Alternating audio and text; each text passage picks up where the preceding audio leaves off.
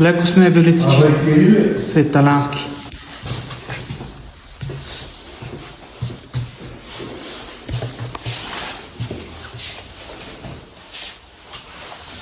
Тук е черна баня. Черната мамба. С златни проблясъци.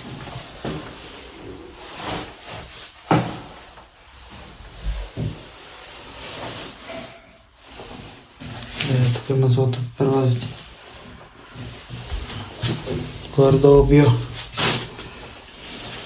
Вратата е 5 см. Тежи около 65 кг.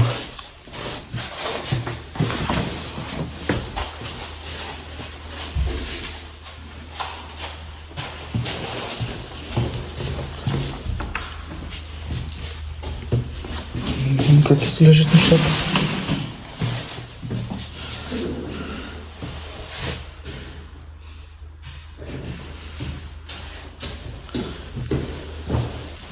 Тук също така ще има същата врата.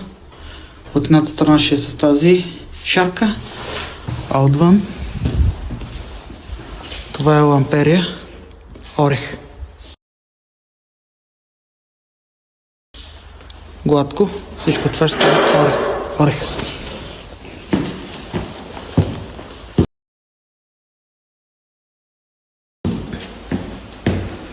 И тук е асансьора.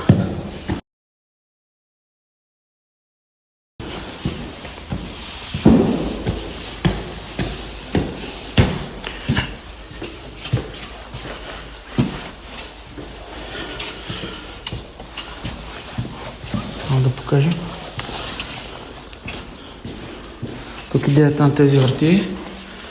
Тук е само на грунт, още не е сложена боята.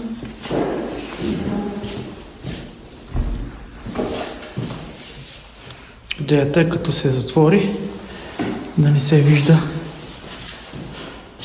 че има врата. Ето тук е нещо довършено. Затваряме. Няма дръжки още. И тук ще се образуват карета. И като затвориш, идеята е да не се вижда. Ето видиш. Да не се вижда къде е вратата.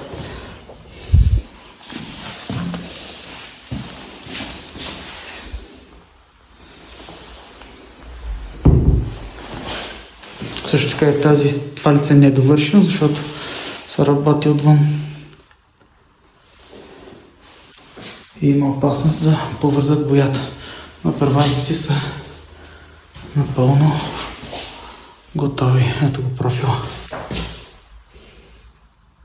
Супер дълбочина. Яката работа. Тези врати са тип тапетни, отварят се навътре към помещението. С идеята лицето да е... Това е гардеробното. Ето.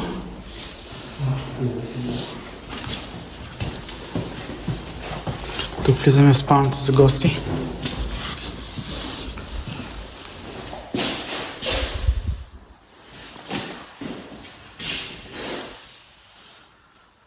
Ето.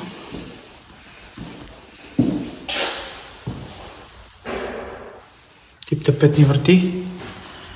Идеята е тази врата се отваря навътре към помещението, входната към спалната, а пак тази се отваря навътре към банята. Идеята е такава, че като се затворят, без значение коя врата на къде се отваря, да изглеждат по един и същи начин.